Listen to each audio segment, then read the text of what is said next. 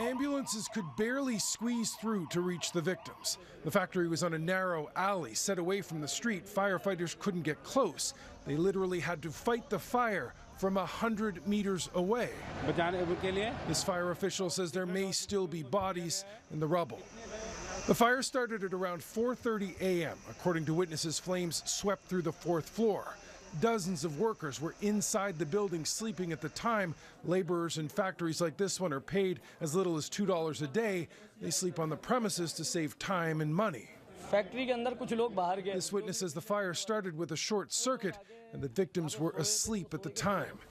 Fires in buildings like this one are common. Building codes aren't respected. A fire in the same neighborhood in February killed 17.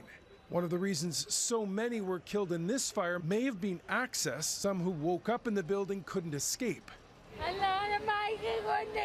There are horrible stories coming from family members outside the morgue.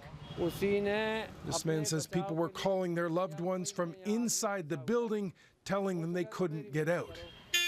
Many of the victims were from a state in eastern India. They'd gone to New Delhi for work. Mukhtar Alam's brother was killed in the fire. We are poor people, he says. It's the season for making jackets, so he'd worked there for 5 months. These things spread very, very fast. Montreal filmmaker Faisal Lachmidio made a documentary on the exploitation of cheap labor in the garment industry. He says it's the drive for the lowest production costs possible that leads to cutting corners when it comes to safety.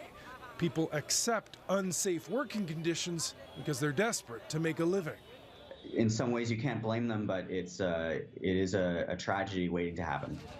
Police are investigating whether the factory was even operating legally. The building's owner is in custody.